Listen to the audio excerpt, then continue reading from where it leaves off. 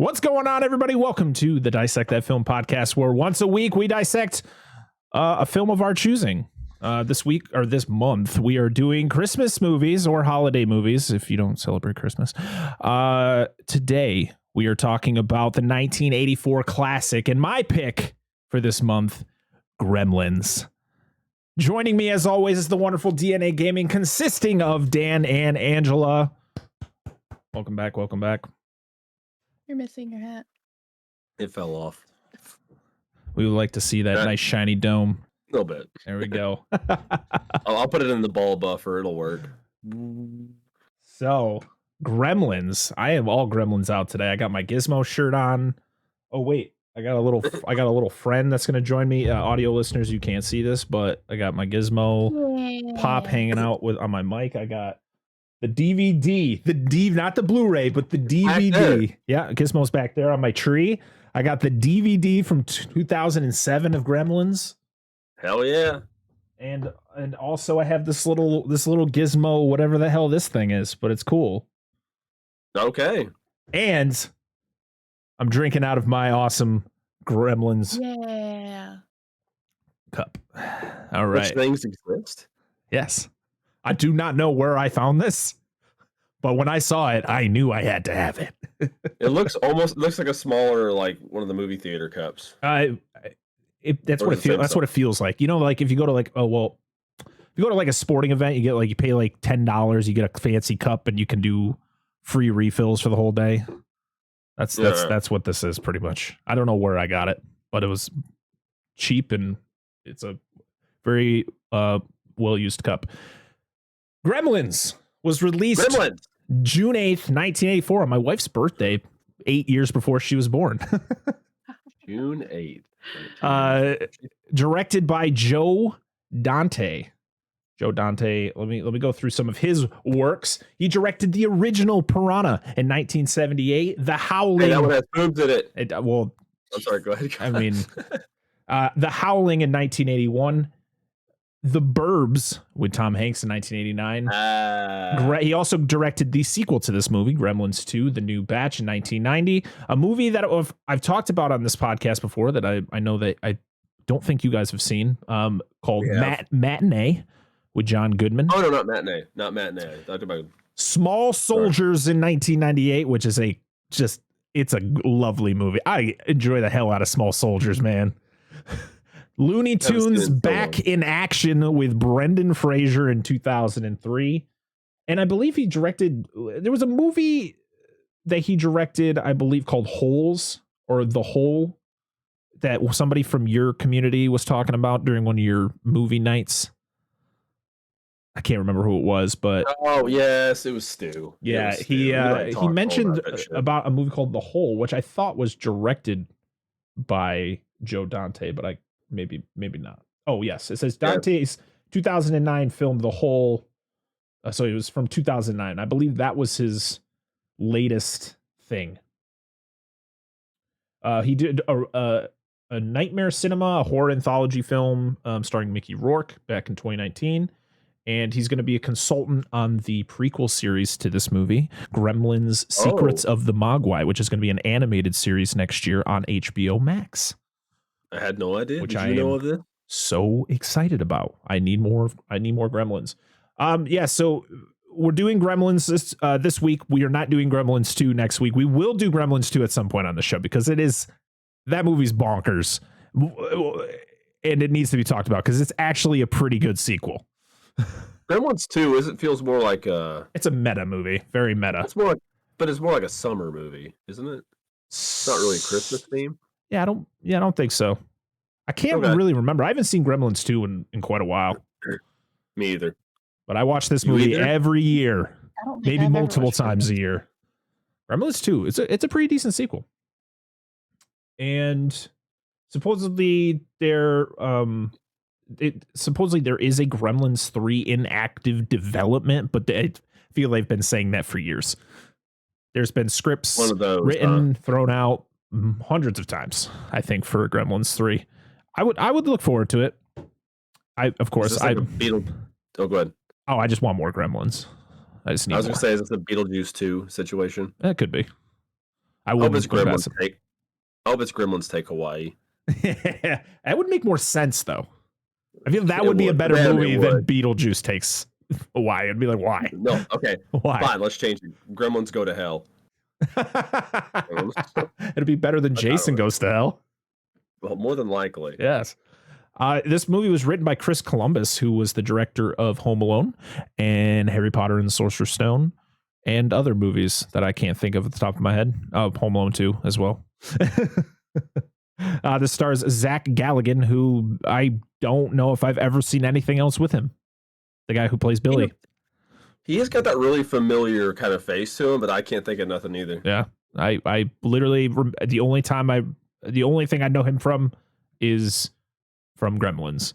It also stars Phoebe Cates, who was huge back in the 80s. She was in Fast Times at Ridgemont High, which she probably has one of the most famous topless scenes in cinematic history. And she also has a very intimate scene with Judge Reinhold, who's also in this movie. He plays Gerald, the douchebag bank guy. You know who Judge Reinhold is? Yeah. He's the Roughly. Yeah, I can't remember what. Yeah, his name was Gerald in Gremlins, but she walks into him yanking it in the bathroom in Fast Times. Nice. So yeah, it's good times. He's in Hatchet 3. He's in a lot. He's in the Santa Claus, all the Santa Claus movies with Tim Allen. Really? Yeah, he's the stepdad. He's the Tim Allen's son's stepdad. Really? Yeah, he was huge back in the 80s. All he wanted was an Oscar Mayer weenie whistle. Yeah. Anyway, go ahead. Sorry. Hoy Axton, who plays Mr. Peltzer. Polly Holiday, which I believe was Mrs. Peltzer. And Frances Lee McCain, which I believe played... Oh, no, she was the one who played Mrs. Peltzer. And Polly Holiday was the one who plays the bitch, the evil woman. Oh, God. Oh, Mrs. Where's Mrs. Deagle? Mrs. Deagle. She plays... I did not like her. Did you guys ever watch Home Improvement? Yeah. She played Jill's mom in Home Improvement. Yep. That's what I remember her from. Oh, he was in the second Gremlins as well? The Phoebe Cates and Zach Galligan were in Gremlins too. Oh, okay. That's good. It was a lot of the original cast. That's good. That was kind of rare back then. Right. Also starred Dick Miller, who is he is horror royalty. He's been in some wacky horror movies. He is I know if people out there watch Dead Meat, I know James H. Anise is a huge fan of Dick Miller, and he recently passed away. I believe he passed away this year. Let's see. We're going to click on his name real quick. He was in Chopping Mall. 2019. He died in 2019 at the age of 90. Yes, he was in Chopping Mall because he's the one who he says dead meat in it. I find those little bastards that did this. Dead meat. He was in he was in The Howling, he was in The Burb, so he's been in a few other Joe Dante films. He was also in The Terminator. He was the pawn shop clerk. Did not know that. I haven't seen Terminator in a while. It's been a long time since I've seen the original Terminator. What? He was in Mask of the Phantasm? I love that fucking movie. The Batman movie? Yes. What was he there? Chucky Soul.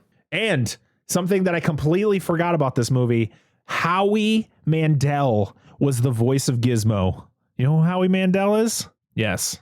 That Howie Mandel, the guy from America's Got Talent, and he was what was that animated show he did?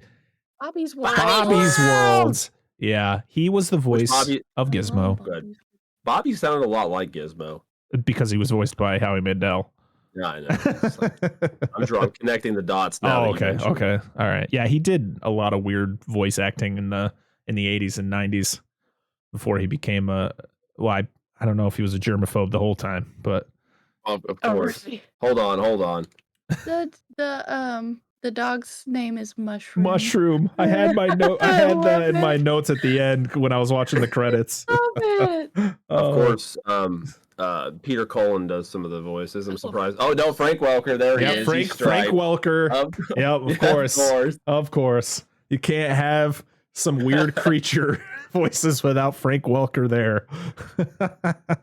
It was like, I was like, good to know Optimus and oh fuck, I man, like his name. Megatron worked together. Yeah. Around this time. This movie was executive produced by the one and only Steven Spielberg, and his producing partners from back in the day, Kathleen Kennedy, who is now pretty much the head of everything Star Wars when it comes to Disney, and Frank Marshall, who produced all the Jurassic Park movies, anything Steven was attached to in the 80s and 90s. This movie had a budget of $11 million, which is okay back then. I mean, 1984, I guess that's not, it's a lot, I guess, maybe. I don't know. Box office, though, $212.9 million. That's a lot of money. That's a good poll. That's a good poll, dude. I mean, here's the thing. I think back in the 80s, with the success of Jaws and the Indiana Jones movies, especially the first two were out at that time. Because I think the second Indiana Jones came out the same year as this. Because Raiders came out in 81. Temple of Doom came out in 84. So yeah, it was two. You put Steven Spielberg's name on a movie because it's Steven Spielberg presents Gremlins. Yeah. So you see his name, people are going to go see this movie. And it's a great movie. Joe Dante does a great job at creature horror. If you classify this as a horror movie, do you classify this as a horror movie? I feel it has those elements. Yeah. I mean, this movie doesn't have a high body count for humans, but I mean, of course, for the gremlins themselves, a lot of them die very horrible deaths. Yeah. Here's my question though, and I know it's like halfway through this movie, but I need to ask it now. Does the teacher die? Is he dead? Or is he just knocked the fuck out? I mean, I don't know what he injected his butt cheek with, but he could be dead. I wasn't paying attention to if he was breathing or not. I feel like he just knocked him out because it was the same stuff he injects that Mogwai before it turns into a gremlin. It's what he injects it with. Well, did he inject him? I thought he just drew blood. Oh, is that what he did? Oh, maybe. Yeah, he drew blood for him. All right. He was rude. Rude ass motherfucker. Yeah. This isn't gonna hurt. Yeah. Poor guy like these little Mogwais who literally have no control of their existence. Halfway through his paw or hand. Damn you, Corey Feldman. Yeah. It's one of those things where you're like, the thing about this movie is I feel they try to paint the picture that, these gremlins are bad news and we got to stop them. It's like, you do realize this dumbass kid freaking started it all. Like, these things didn't ask to exist. They just came about and you were irresponsible. And I love how the old shopkeeper guy comes in at the end. He's like, you're just not ready. Look what you did. Look at this. That's all you. Well, no, I mean, that's back to, God, who the hell wrote that quote? It was either Tsuburaya or Akira Fukube. Not Akira Fukube. Damn it, Honda. Directed Godzilla movies. It was the original stuff. Monsters themselves are tragedies of their existence, their own existence. They're brought into a world or a situation they have no control over and don't know how to react to. Yep. And then we just judge them harshly because they don't act like us. Right. That makes sense. Yeah, you're right. You're right. It's not, it's literally they're doing, the creatures are doing, of course, they're malicious. But again, they don't really know. They just want nom-noms. Yeah, they're hungry. But they're very maniacal. They're smart. They're not stupid. Oh yeah, no, not at all. Like, they chew on the alarm clock to break the cord at the perfect time so that Billy's like, oh, it's fine. It's not midnight yet. You're good. But I love how you got the, Gizmo, who is like, he's the origin of all of these creatures, and he's he's got the brains to be like, no. Like, it's like every time one is born from him, it becomes more evil. You know what I'm saying? Like, he's like the center, and then everything that comes after it is just chaos. Frankly, it seems painful. Oh yeah.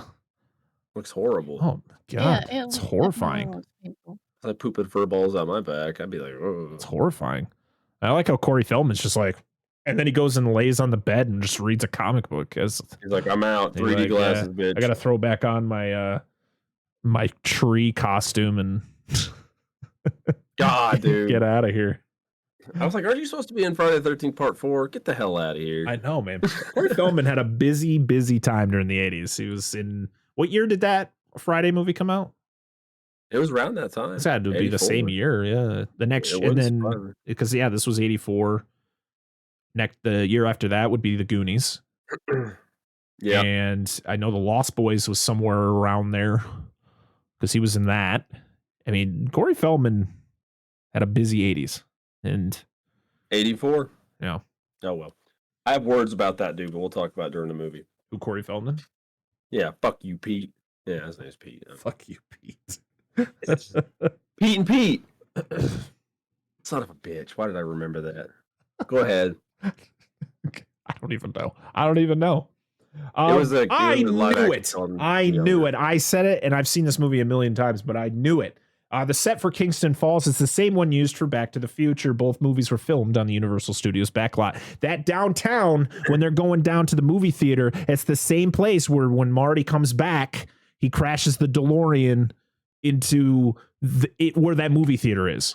Like, it's the same exact plot. They just changed the shops. They just changed the shops. I thought it looked familiar. Yeah. I always questioned it, but never looked it up until this was the first piece of trivia. That's a big brain move, though. Save some money, and they made a lot of money on this movie at the time. So, in Cantonese, Mogwai means devil, demon, or gremlin, which is pretty funny. There's gremlins in my cab. Yeah, that all stemmed from like a Twilight Zone episode, right? Wasn't that the whole thing with the William Shatner episode of Twilight Zone where he said, "There's a gremlin. There's a gremlin out there. There's something on the wing." Yeah, it's It's Ace Ventura. I know. It's terror or fear at 20,000 feet. Yeah. But Gremlins all started from back during World War II when like something would go wrong with a plane or something. It was always a gremlin got in there, and messed with things. That's kind of how everything makes me think of that old Looney Tunes. You ever seen that? It's where Bugs is on the airstrip and there's the gremlin. And they take off in the plane, and the gremlin's trying to detonate the bomb. Yeah, it's racist as all get out because it's World War II stuff. But anyway, it's a good strip. Outside of that, this movie was released the same exact day as Ghostbusters. I just pointed. Okay, how much money did Ghostbusters make again? Let me look it up real quick. Dude, okay. Since you're looking it up, I want to pitch this idea to you. It's 1984 when this came out, and you can only see one movie the day it comes out. Ghostbusters or Gremlins? Gremlins. Really? I love Gremlins. I'm more of a Gremlins fan than I am Ghostbusters. I love Ghostbusters. Ghostbusters is probably top 10, top 15 movie for me, but Gremlins is like top 5. I love this movie so much. It's one of my favorites. But not knowing. No, I'm just saying. Are you saying like in 1984, if you saw these two posters, what would I see? I would go see Gremlins because it has Steven Spielberg's name attached to it. No joke. That's I would have been that guy like, oh, Steven Spielberg, I'm down. Especially because even at that time, Jaws would have been my favorite movie in 1984 because it came out 9 years before. So there you go. There's my case. I would go see Ghostbusters.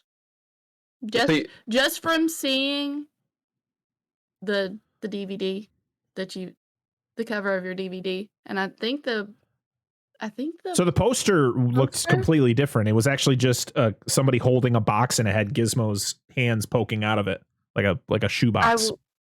I wouldn't. If I knew back then, let's see. It's right here. Probably. Oh yeah.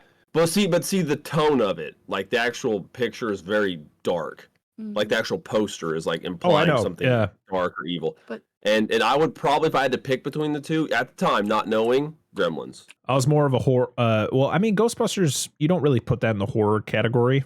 I don't think it's a horror movie. I think Gremlins is scarier. Ghostbusters grossed $295 million, so it made more money than Gremlins, but I think the firepower I had behind it with all the, Bill Murray and Dan Aykroyd and stuff like that drew people in. Well, yeah, I mean, especially because, that's good money for both of them to make at that time, releasing on the same week or same day. Mm-hmm. That's good for both of them because usually it's like one kind of goes away over the other. So this good GG. So this movie and Indiana Jones and the Temple of Doom were kind of the inspiration of creating the PG-13 rating. They just felt like they were too violent to be PG, but they weren't violent enough to be R. Was Gremlins PG? Yes. It was like this and Indiana Jones and the Temple of Doom were like the last two movies to come out being rated PG, like of that style. And then, of course, anything that was related, like somewhat related, they slapped that PG-13 rating on it. Yeah, that was a good idea because we talked about that in the previous episode where we weren't quite sure when like the firm date for PG-13 was because it was really inconsistent. Mm-hmm. So, but yeah, this movie definitely skates that line. One of your favorite directors was almost the director of this film. Good old Timmy Burton. Yeah, of course he was. But at the time, he hadn't directed a major full-length feature yet, so Steven Spielberg decided against it. That's fair. Yeah, because he was still young buck. Joe Dante likes the second one more than he likes this. Can't agree. Well, the second one is far more comical, if I remember right. Yeah, it's very meta. There's literally a scene where the Gremlins are like flying around everywhere during like a review with Roger Ebert or one of the guys, and then like I think Hulk Hogan's in it. He does. He's like, quiet back there. I'm gonna come back there and beat your ass. Yeah. Oh, in the bar scene, the video game the Gremlin is playing is Star Wars. It is. It's the trench run part of it. Because you do the approach to the Death Star and then you do the trench run, I think, or there may be a stage in between there, but yeah, good Atari cabinet. So of course this film was made in 1984, where CGI was just really not a thing. So all the Gremlins and Mogwais, they were all puppets. They were all animatronics. They all cost between $30,000 to $40,000 a piece. So at the end of shoots, they'd have security open everybody's trunks before they would leave the lot to make sure none of them were stolen. It's a lot of money. Well, but that's fair, though. That's something that could easily be taken. Yeah. No, I'm just saying, the precautions they had to take because of the fact that they were very expensive. Yeah, that's I feel like that's enough trivia for this. Get right into the plot. If we got anything, Gizmo's terrified, so we got to hurry up. Who is? Gizmo's terrified. We got to hurry up on your shirt. Yes, he's terrified. This is the last time I could wear this shirt. I'm too fat for it now. I'm barely fitting in this thing. All right, here we go. I know, right? Just explodes. I hadn't worn this shirt in so long. So this movie opens to a narration from the father of the main character, Rand Peltzer. He is narrating about what happened, like what came about to start the chaos that would come upon Kingston Falls. We're in Chinatown and we meet Rand Peltzer. He's an inventor. He narrates the origin of how this whole movie happens. We go to an exotic shop and meet the shop owner, who Mr. P tries to sell his invention, the bathroom buddy. Oh, yes. Gotta love the bathroom buddy. Poor guy. I know, right? He's a good, I feel like he's a pretty decent salesman. Like he's got a good pitch. It's just his gear doesn't hold up very well. No. I don't think. No. He's a good guy. He's not trying to swindle anybody. He's just trying to make a buck. Yep. He's just splooges on him. Yeah. Yeah. That's okay. Yeah. He hears a noise in the back and he finds Gizmo. Well, not at the time. It's just a Mogwai. He likes to sing and he sings a lot. Mr. Furbies. Mm-hmm. Oh God, nightmares. Fucking Furbies. I swear Furbies were modeled after Mogwais. They had to have been. They look the same. Except for Furbies have a very wider base, you know? Yeah, I don't think they have... Do Furbies have arms? No. I think they had like flaps, didn't they? Like they would like flap out or something. I don't remember.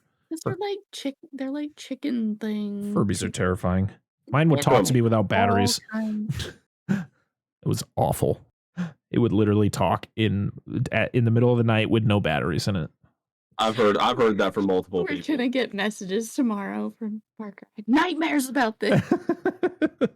So he likes to sing. Mr. P wants him for his son, but the shop owner won't sell him the Mogwai. And for very good reason that we find out later. But Mr. P is determined, and the little boy who is the grandson of the shop owner, he's like, we need the money. Here, take him. So he gives him the Mogwai, and Mr. P goes away.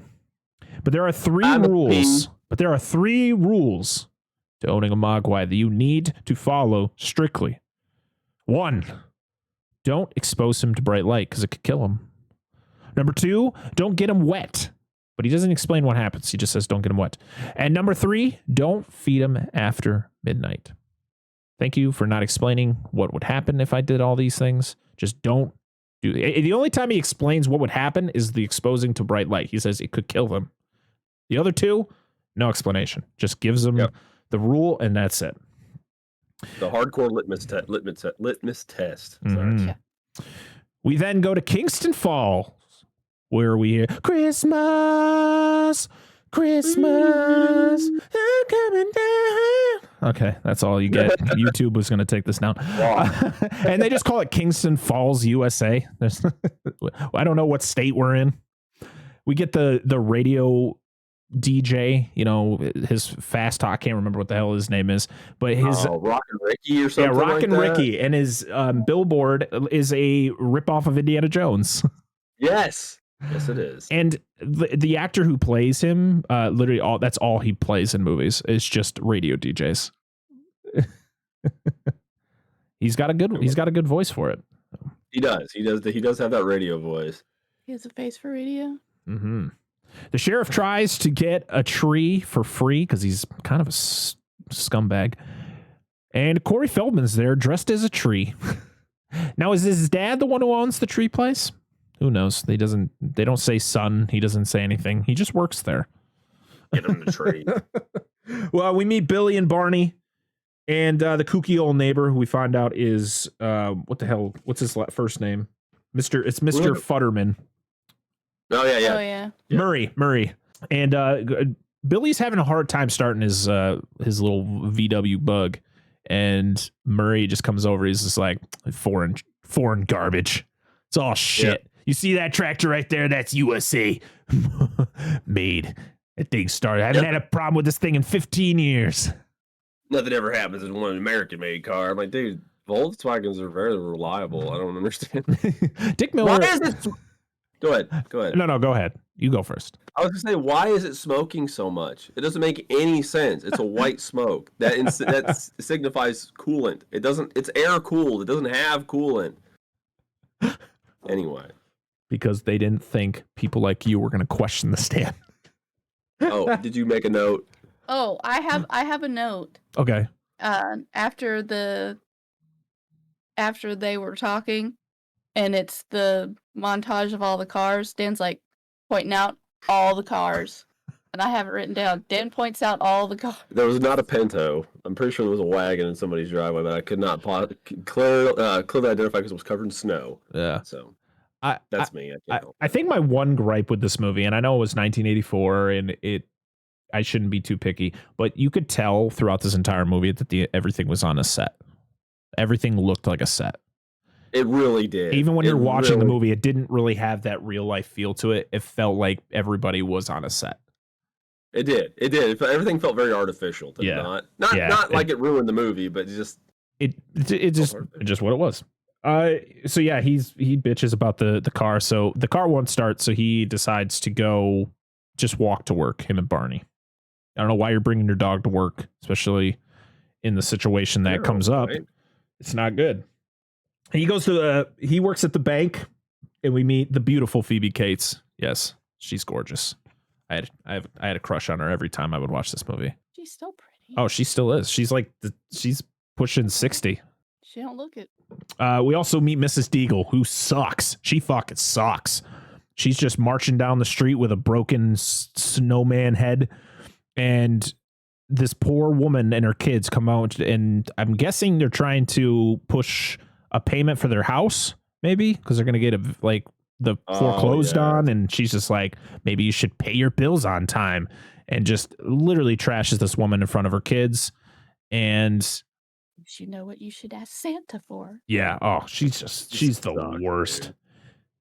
She makes people homeless, and she wants to murder dogs because she literally tells Billy that she's going to kill his dog to his face. Like, if I find your dog, it's going to suffer. And I'm like, oh my God. It's like the poor thing is like nobody stands up to this wacky old broad. Well, even the guy in the bank. I know, right? He still talked to her, and he's like, no, can't do that. I know. To Mrs. Deagle? Oh, I'm like, whoa, calm down, man. Chill out, dude. Barney comes out from underneath the desk and just jumps at her, and then she plays the victim. Oh, it attacked me, my heart. Oh. I can't stand that. And then fucking Gerald comes out. He's like, This is a workplace. This isn't a daycare or something stupid like that. I can't stand Gerald. Who the fuck is he? Judge Reinhold. We talked about this. Oh, that's right. Who's in the Santa Claus? I'm sorry. Yeah. Yeah, and she does her fake cry. Oh, the victim. Oh. I can't stand people like that who are manipulators. I can't deal with it. Kate works at the bar. And I love how she just tells Gerald off because he's like, I got a new place. You should come. She's like, I never saw your last place. Right? She's like, oh, yeah. And in another movie, I saw you jerking off to me, you weirdo. Yep. You didn't think we were going to talk about jerking off during a Gremlins episode, but we did. I did. Absolutely. Billy's me. That was weird. This is my choice. This is my pick, so I get to talk about weird shit. Fair. Billy's a cartoonist, and he's actually pretty damn good. That picture of Dragon Mrs. Deagle is pretty sweet. I'd frame that, put it on my wall. Billy goes home to his dad's failed inventions. I love how this family is just suffering through all of their the father's failed inventions. Just like the egg auto cracker and and then like the next day, it was like the next day with the freaking orange juicer. Oh my that God. Just explode. Like that one orange made that much of a mess. Oh my God. Right? Something backed up. I was like, oh, it's gonna work. It's gonna work. And it was going fine, and then it just went everywhere. Explodes. Dang it. I thought I had different. Like I was like, all right, where does it explode? Because it just might as well print Acme on the side of all of these. Yeah, pretty much. Mr. P gets home and gives Billy the Mogwai, which his dad named Gizmo. I always thought Billy named him Gizmo, but it was actually the father who names him. Which is no surprise. Because he says, what's his name? And he said, oh, I named him Gizmo. And it's kind of a play on because of him being an inventor and creating gizmos. So of course, mom comes out with the camera. She's like, let me take a picture with you and your new pet. And she has a flash and it scares Gizmo. No bright lights, mom. Follow all the rules. And of course, the dad breaks down all the rules. And Gizmo's a smart little guy.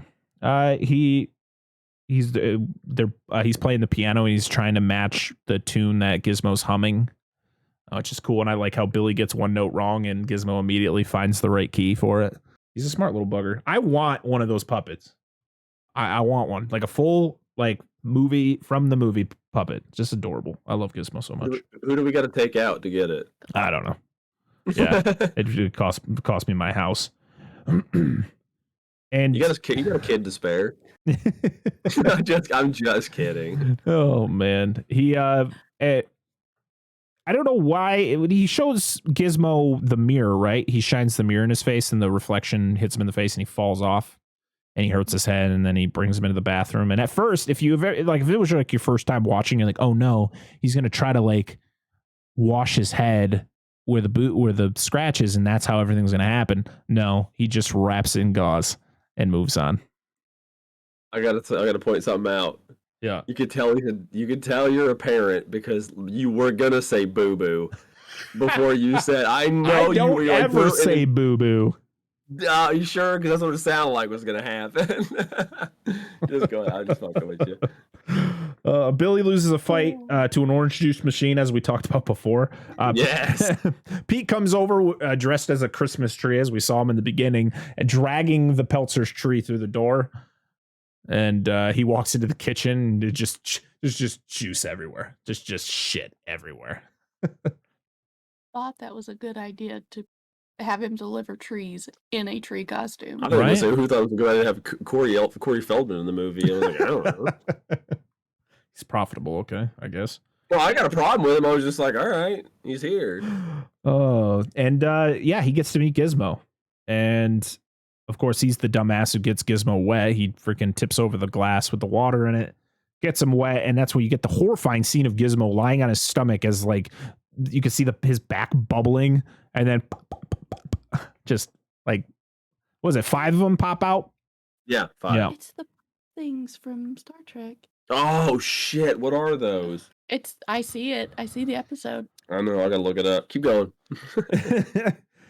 And we see, I like how you see they're all Mogwais, and you got the one distinct one that has the white afro. His name is Stripe, and he's clearly the leader, as Billy would say. Billy has to go to his dad and be like, listen, Dad, something happened. You probably should take a look. And what's he do? He goes downstairs, and they're all playing with shit, and that's when he points out Stripe being the leader, because he's playing the little, I think it was a Pac-Man little tiny Donkey Kong. Okay, it was a little Donkey Kong arcade cabinet, and all the other Mogwais are around Stripe as he's playing it, and Gizmo is over by Barney under the tree, and they freaking spits at him. I was like, fucking Gizmo getting just beat up. Gizmo wants no part of that nonsense. No, and that's why they bully him. Yep. He's the good kid. And of course, what is Mr. P's first idea? He wants to make them pets. He wants to sell them as pets. He wants to make a profit off these things. He is seeing dollar bills, which is just not going to be a good idea. The bad Mogwais string Barney up with the Christmas lights. Poor dude. Yes. Damn, man. And of course, they don't suspect it being the other Mogwais. They suspect it to be Mrs. Deagle, because Mrs. Deagle threatened to hurt Barney before. Billy brings one of the Mogwais to his science teacher, Mr. Hansen. I did not know his name for the longest time. Mr. Hansen. I don't remember it. Who wants to study it. So he says, hey, can I keep it here? And like, yeah, sure, go ahead. And he's going to do some experiments on him. Yeah, because he put a drop of water on Gizmo. It makes no. Another one, yeah. No, he drops it on the Mogwai he brings to the school. He doesn't do it again to not Gizmo. Yeah. Yeah, no, not to Gizmo. He doesn't do Gizmo doesn't it doesn't have anything happens to him again other than him trying to help.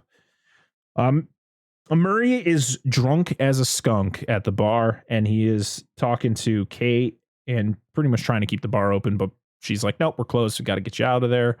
And I like how they decide that he shouldn't drive as he's almost about to drive away. Like, he gets the tractor started, and then they're like, maybe he shouldn't be driving. It's like, maybe you should have figured that out before you even walked out of the bar. Like, and then they're like, why don't you walk home in this freezing cold where you could just fall down, black out, and freeze to death? Have Billy give him a ride or something. I know he's a car. We can't get the car started. Yeah. Billy in that car. Stop putting coolant in it, he wouldn't have that problem. Stop putting coolant in a car that doesn't need coolant. Yeah, dude. God. Murray always also talks about gremlins. He talks about how, like, you know, a lot of the foreign vehicles, they got little gremlins in there messing with things, and that's why they suck. He's just and how he brought up the World War II stereotype you talked about gremlins, about them putting them in different machines over here and stuff. Yep. Kate talks about seasonal depression, which you don't, which for 1984, you don't really get that a lot. Like, it's weird to hear something about seasonal depression in 1984. Like, talking about it the way that she does. Well, she talks about, she even states it as seasonal depression.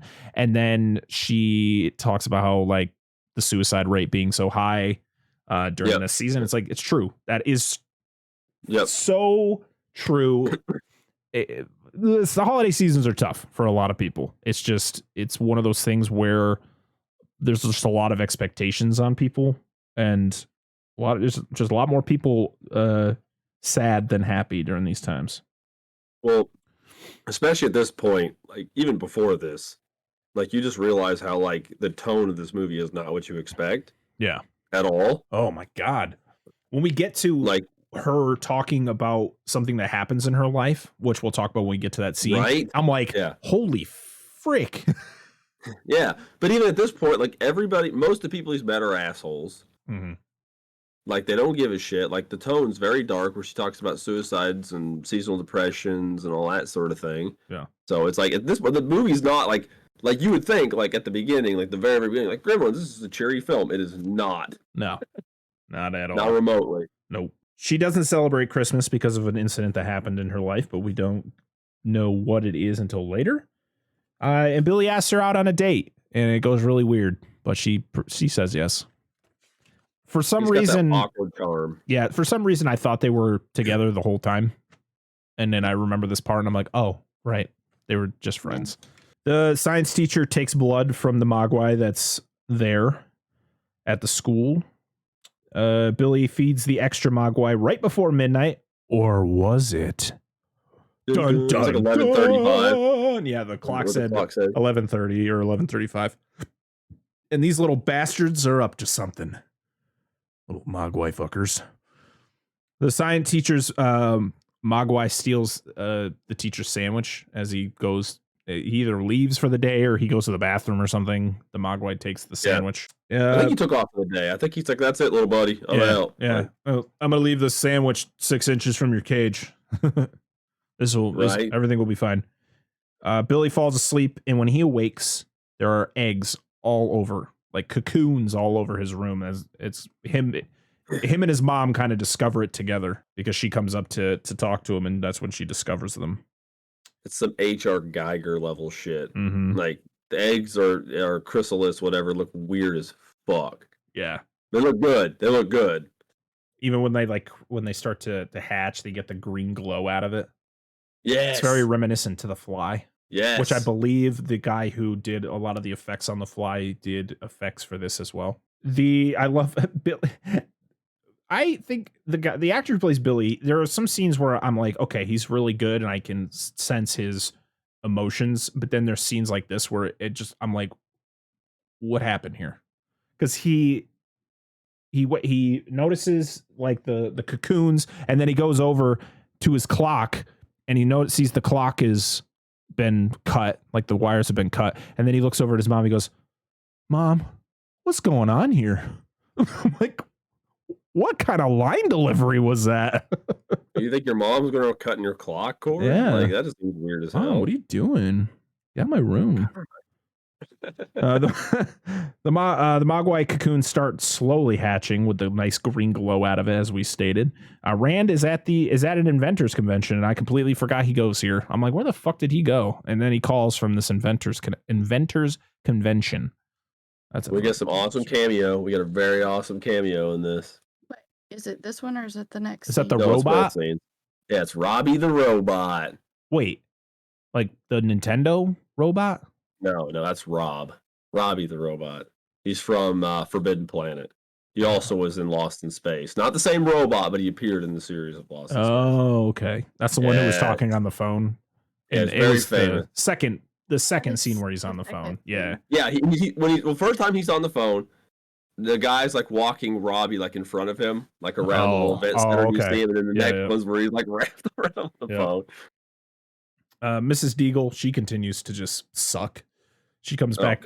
She comes back to the bank, and she asks Billy about Barney, and Barney was taken to like a family member's house before Christmas while Rand was at the convention. And so he's on vacation. He's like, yeah, when I see him, I'm going to give him a slow death. And I'm like, bitch, I would come across that counter and it would not be good for her. Yeah. I know. Like, that's the problem. Like, nobody stands up to this, like, ratchet hag. Because that same woman. Like, clear threats. Yes. that same woman that she rejects outside comes back and is talking to the bank manager. And of course, there's nothing we can do. And it's like, well, can't you talk to Miss Deagle? It's like, Mrs. Deagle? Whoa. Yeah. Like, right? I can't talk to her. Yeah. He also sucks. He's a big bitch. Such a kiss ass. Oh, I'm just the bank manager. She's not. She doesn't even own the bank. She's a fucking real estate agent. Right? Why does she does she own this town? I'm so confused. Because even the Peltzers, they talk about how they're behind on payments because the mom doesn't work. Why? And of course, Mr. P, he's making failed inventions that he can't make money off of. So Billy's the one bringing in all the money, and he probably doesn't make shit working at the bank. Yep. It's a tough situation. Mrs. Deagle owns this fucking town. So the science teacher he's got a class going. He's showing a movie about, I believe, like, what was he watching? Was it like eggs hatching? Wasn't it like animals? Circulatory system. It's okay. about how the heart. Yeah. It was about the heart. Right. You're right. And he hears the cage start rattling on the desk there, and then it falls over and breaks, and the thing, he could hear it like run away. Yeah, I must say. No, I was reading. Keep going. Sorry. And it was right as the class was ending, and he's trying to like get everybody out before anyone notices what happened. And it doesn't go so well. He gets some candy. He tries to like lure the gremlin out from underneath the desk. You never see the full gremlin yet. You know that it's changed. But you could see its hands, just the hand, and then of course he tries to lure it out from under the desk, and it like grabs him and it, like attacks him, and then it cuts because Billy is actually on the way while all this is happening. Billy comes to find Mr. Hansen dead. Maybe ? I don't know if he's actually dead. There have been he's knocked out. Yeah, I think in theory he is dead according to people who made this movie, but I've never really gotten a clear answer on whether he died or if he's just knocked the fuck out. Well, because see, there's another character that disappears later that just kind of vanishes. Right. Like, okay, what happened to them? So it could have been the same thing for this guy. So the gremlin attacks Billy and continues to eat. He eats a lot, and it ends up escaping through the vent that was behind the desk. And so Billy, he's got the scratch. He's got to run to the nurse's office to clean up his wound. And as he's he like turns around to like catch his breath. That's when the gremlin pops out of the cabinet and attacks him again. And then it busts through the door. Yep. That's when you see like the full, what the gremlin looks like. Yep. And it's just like a taller, less fluffy version of a Mogwai. That's pretty much what a gremlin more is. reptilian. Yeah. I like how Billy like does Billy call his mom? And that's when she starts hearing shit from upstairs. I think so. Yeah. I think he does. Well, she's in the kitchen making cookies or whatever, and she grabs the knife. I really wanted one of those gingerbread cookies. Those things are fucking huge. Yeah. They're good. Yeah. They get eaten though. Mm-hmm. And Giz is getting tortured. He's like on the dartboard. It's like, poor Giz. He's good. He's having a tough day. What did he do to you? Yeah. He was the good kid. He helped create you. Not on purpose either. Mrs. P investigates the noises from upstairs, and that's when she goes up and she sees the eggs have hatched, and that's when she starts hearing stuff from downstairs. So she goes back down. Does the music turn on? Yes. Yeah. The record starts playing. She's also on the phone with Billy when the phone lines get cut. Right. So that's where he's. Mm-hmm. And so he books it out of the school to get back home. And she hears the music from downstairs. So she goes downstairs to investigate. And that's when she sees the first gremlin eating the cookies. He's just going to town on these cookies. And I love every one of these deaths are fucking great. Oh, yeah. Yeah. Yes. Her killings are the best. Oh, so good. She gets it the worst out of any of the characters in this movie. She goes through fucking hell. Yeah. So the first one she finds, she pushes him into the mixer and then turns it on, and it just and then it like the green just spludge that like goes everywhere. And I love how it's like legs are sticking out of the the bowl. Yeah. One she just goes to town on with a freaking knife. She stabs this thing Michael Myers style from Halloween Kills. Okay, she just I was like, holy shit! I think she stabs it like 10 to 15 times. Like it's dead. I don't blame her. And the best kill though is when she tosses one in the microwave and turns it on. And it just that's explodes. a good one. It's probably my favorite Gremlin death of this movie. She's just like, she just literally just shuts the door and yeah. And then she goes into the living room because she hears some stuff out there, and she sees one of the stockings is moving. So she stabs at it, and of course it's a fucking toy. And I'm like, are you giving your 18-year-old son a toy? Right? Like what? Okay. And then she kind of like backs up into the Christmas tree, and one of them's in there, and it attacks her, and she freaking hacks its head off, and it flies into the fire. No. No. That's not. No, Billy does. Billy comes through the door. He gets one of the swords off of the wall and just and the head flies into the fire. And she's trying to, but the tree's on her, and she can't really which is just terrifying. How do you not consider this a horror movie? That's terrifying. Yes. It's just her being attacked by a tree. It's like Evil Dead. This is some Evil Dead shit. Okay. Christmas motherfuckers. Right. And so Billy comes in, saves the day for that, and then we see Stripe with his now like very prominent white mohawk, and it's like, it's Stripe. He's the leader. I don't know how many times Billy says this, but he says it quite a bit.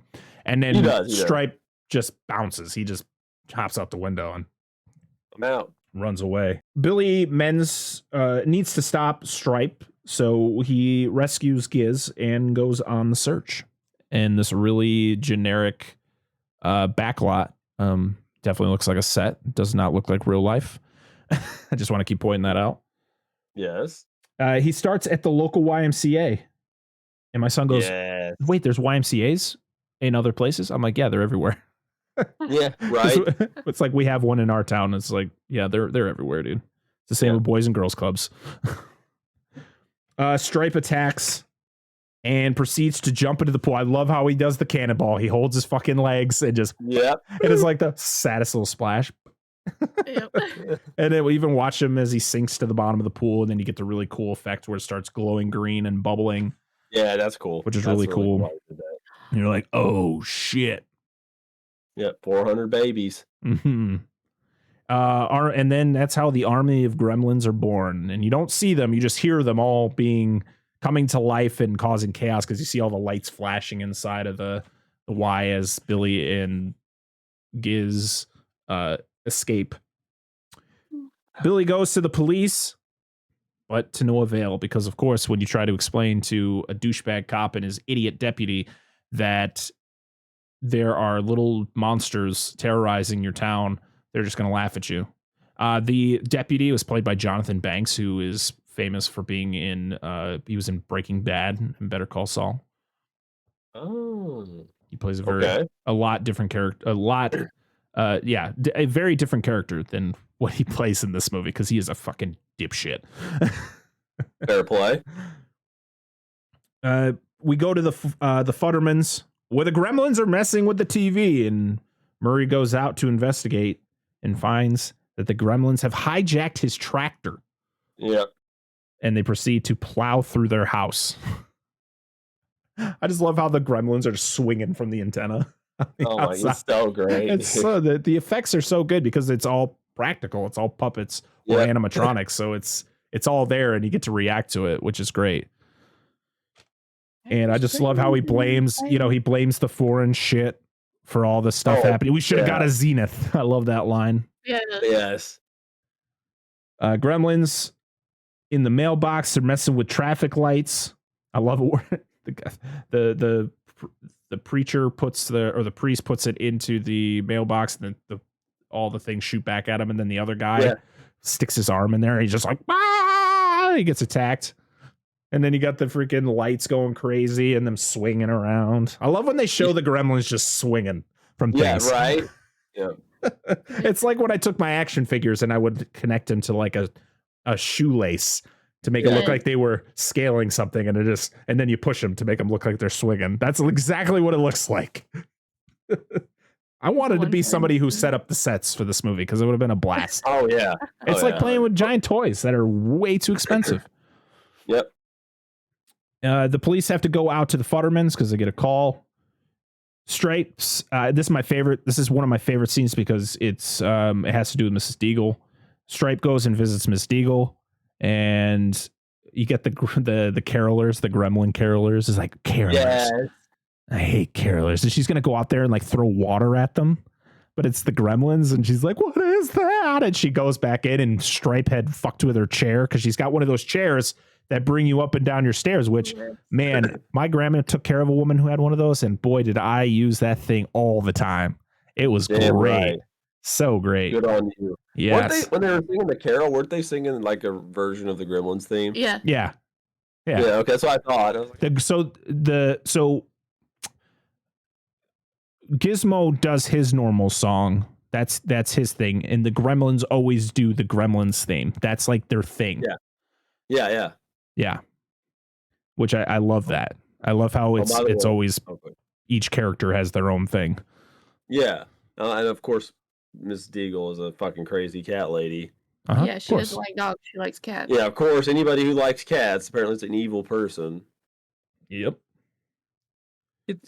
But it's great because I love it. Shoots her out the window. Oh my God, she's dead. I just believe she's dead. She has to be. She flew out of a second-story house, probably a good 50 yards, face first, with the chair still attached to her. Yeah, we can only hope so. Definitely went across the street because you see the cops watching her. Yeah, yeah, and then the sheriff goes, "That was Mrs. Deagle." Like, oh my God, these guys. And then they got the deputy. He's like crying. He's like, I want to go back to the station. I'm so scared. Because he got the Santa, the guy who dresses up like Santa, getting mauled by like 5 of them. And he's like, that's Mr. So-and-so who's Santa every year. Like, why did we need that line? Yeah. Why did you not help him? You're just he knows what my 10-year-old son watched that part and went, why aren't they getting out and helping this person? They're the police. You're like, I don't know. That's a great question. They're just watching this.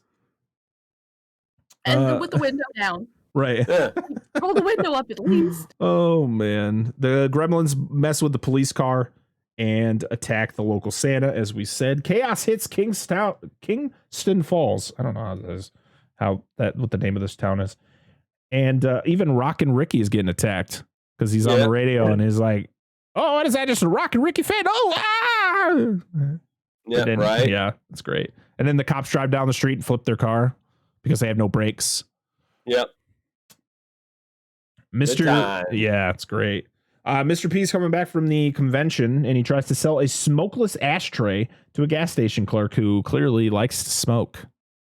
Oh, clearly. I love that where he's like, I see you're a smoker, as he's got like cigarette butts everywhere.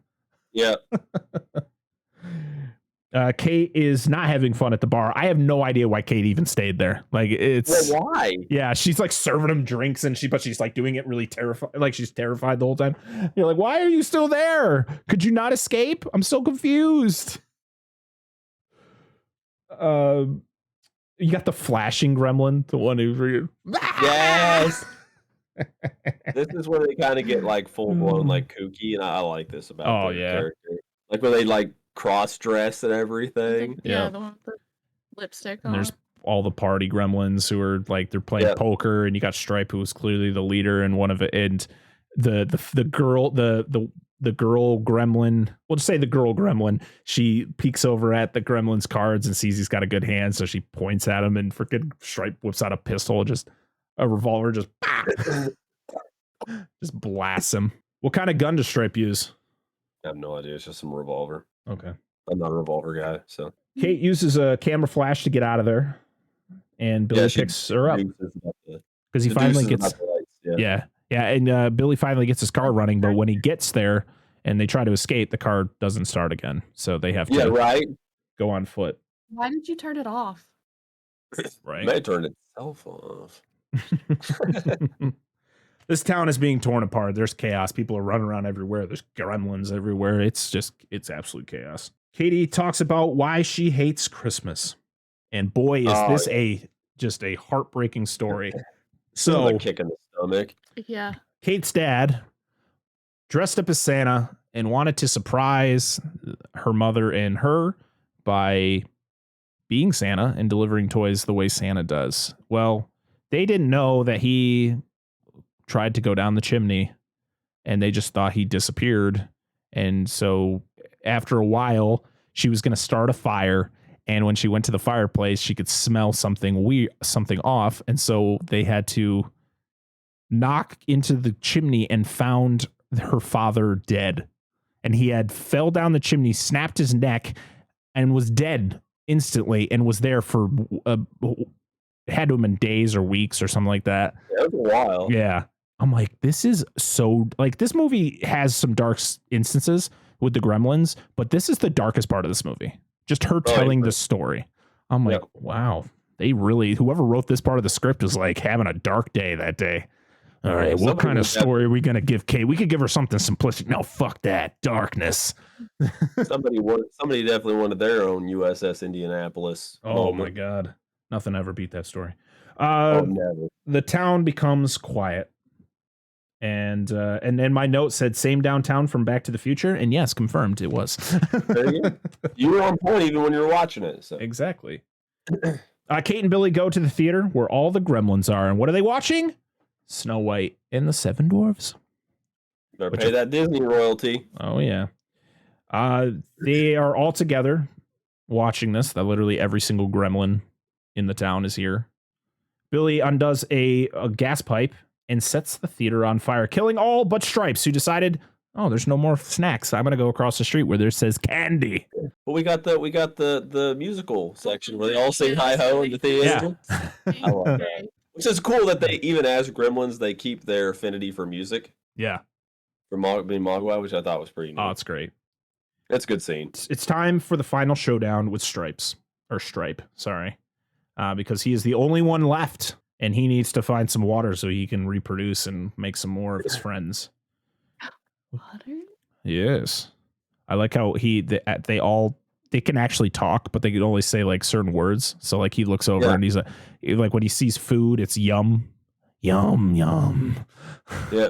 And like Gizmo can say words too, which I don't think I ever realized that. Like when I was younger, when I was watching, I just thought he made noises. I never knew he actually said words. Because like Billy would say something to him and he would repeat it, but it was in his little squeaky voice. Yeah. So we get our first kiss between Billy and Kate before the big battle of the department store. Montgomery Ward. Yep. Kate is trying to like turn on lights or whatever, and she accidentally turns on the fountain that's in this like the sporting goods part of the store, or the like garden center part of the store. Stripe goes ham on Billy, man. He is just going to town. He's throwing freaking saw blades at him. What does he end up? Oh, he shoots him with a freaking crossbow, like a little tiny crossbow right in the arm, man. Like he's getting torn to shreds. And of course, what causes him to run away? Doesn't he like turn on a light or something? No, there's because he's about to get him with the chainsaw. Yes. And then she flips on all the lights. A bright light stuns Stripe. Barney and Mr. P Barney hops out of the car right when they get to that department store, so Mr. P chases after him. And Gizmo is I love Gizmo driving around in the little toy car. It's so awesome. God damn it. I need all of these things in my house. I need a Gizmo driving a car. It's so great. Stripe loves his gun as he goes to start another Gremlin birthing process. He goes to the top of the fountain and just sticks his finger in there. He grabs another one. Because he sees the gun in the cabinet. It's another revolver. Yeah. He's a fondness for revolvers. Yes, he loves it. And there are like these curtains that like go up in this section that like brings in a lot of light. And of course it's the morning. So Billy opens one and then continues to open more. But right before that, we get Gizmo flying over and crashing. You get the like little epic explosion as he crashes the car. And he's like, I'm better. I'm okay. Stripe says his name. Yes. He knows what's up. That's great. And Billy opens up all the shades. Or no, Gizmo's the one who comes up with the idea for the shades because he grabs onto it and pulls it down. It opens the one, and then Billy proceeds to open the rest. And that's when we get the really nasty effect of Stripe breaking down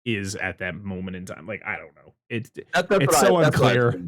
I guess that's a small gripe we can have with this movie is the rules are just kind of vague. They're very vague. Right. But no, I mean not crapping on the movie at all. I'm just pointing out like the silly little things. But also it's like you can't get the Mogwai wet. Like, how the hell do you clean this thing? Why didn't snow? Yeah, why didn't it's made out of water. I don't know. There's a lot of things that don't make sense. It doesn't mean it's not a good movie. It's still a very entertaining movie that I watch a few times a year. It's almost 40 years old. It's pushing, it's 37 years old this year, and it still holds up today. Well, see, I would love for people to see people's reaction to watching this without ever seeing it. Like, just show them like the box, like, hey, we're watching Gremlins, and then put the movie in and just see the reaction. Because, like, you would think, by seeing the DVD cover, it's got Gizmo on it, and then one of the Gremlins behind him. But you might be like, oh, this is probably just some like kiddie kind of family-ish PG, like not like PG nowadays, not like PG back then, right? Kind of rating, and that's not obviously what you get at all. No, not at all. Nope. And there's not some grand happy ending either. No, because the town's still destroyed. Yeah, Gizmo. He loses Gizmo. There's people died. Yeah, and Gizmo gets taken away. So it's like there's just I don't know. There's not like a rainbow in the sky. Like, oh, look at all this shit. We defeated the bad guy, and now this. I'm like, no. Yeah. It's dope as fuck. Yeah, great movie. Great movie. I recommend it highly. So that's it. That's Gremlins.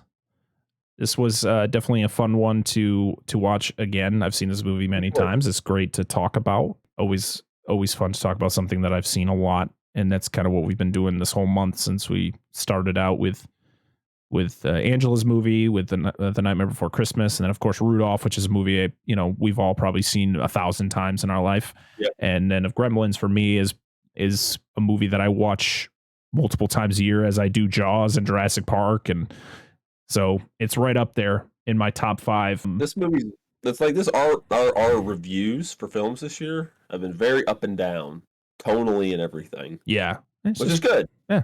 It's good. I like it. I like because it's not like everybody's like Christmas.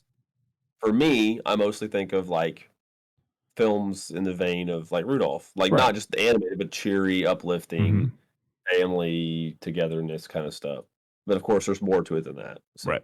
Next week is going to be interesting because this week was a darker toned movie when it came to a Christmas movie. Well, this next one we're going to be reviewing is one that's even darker. It's a comedy / horror movie that has amazing effects. It's directed by Michael Dougherty, who directed Godzilla King of the Monsters and Trick or Treat, which is a Halloween movie definitely should see. And it's got a lot of great actors in it, and I can't wait to watch it. And I found the Blu-ray for it, so I thought I'd show it off. This is what we're reviewing next week, Krampus. Looking forward to this. This is going to be fun. This is going to be a lot of fun. My wife has never seen this movie, so it's going to be fun to watch with her since I watch. I can't wait. It's a lot of fun. Especially taking a character. Well, I mean, Krampus is not really a character. He's he's based in real life. Like, he is as believed in some places as Santa Claus is. So it's a really cool turn on that mythology. It's a mythological figure. Yes. So yep. It's the bad Santa. It's the Santa for bad kids. Exactly. It's reverse. Like, you don't get good shit from this guy. He just like, no, he kills you. Yeah. I was gonna say, did you notice the last 3 films? Every one of them had stop motion in them. Angel pointed this out. Ooh, that's awesome. Yes. Christmas stop motion. Got to respect it. It's a great medium. I loved it in this one because it's all of them walking down the street. Yeah, when they're all walking down the street, out of the shadow, Stripe comes out first, and then like a bunch of the other ones came behind him. Yeah, that's pretty cool. That's really cool. Well, Cramps for Krampus. Yes, so Krampus will finish out the month of December, and then we will be discussing what we're going to be doing at the start of the new year, because it's up in the air. Yes, there's just the first one, because there's like 14 of those fucking movies. Every single one of them. Yeah, But I want to thank everybody who watches the shows on YouTube for dropping them subs. As we stated before, we hit the 100 subs for the YouTube. So now we have a custom URL. So it'll be a lot easier to find us. And everybody who listens to us on the podcast service, thank you. This episode will be coming out on Christmas Eve. So I want to wish everybody a Merry Christmas. And if you don't celebrate Christmas, Happy Holidays to everybody out there. Thank you for making this channel what it is and keeping us, or having us come back and continue to do it, because it's a lot of fun, and it's definitely fun to have people watching it and commenting on the shows and all that fun stuff. And I'm very excited for the future. So thank you. And of course, as always, thank you to DNA Gaming for being here every single week doing this with me. Thank you for having us. They're not getting paid, so this is like, I have to be very grateful for that. Not with money anyway. Oh, all right. I'm excited. Merry Christmas. We got 2 more weeks left of 2021, and it's going to be a lot of fun for having this out, and then Krampus next week, and then I'm very excited what 2022 is going to bring for this channel. So, Gizmo, no! Oh no! Gizmo, that's an omen. Just one of the Gizmos. He's fine. You're okay, buddy. Now he's just never going to stay. All right, everybody. Thank you so much. I am Brett Parker. That is DNA Gaming. This is Dissect That Film. And this has been the Dissect That Film podcast. Until next time, have a wonderful holiday. Bye.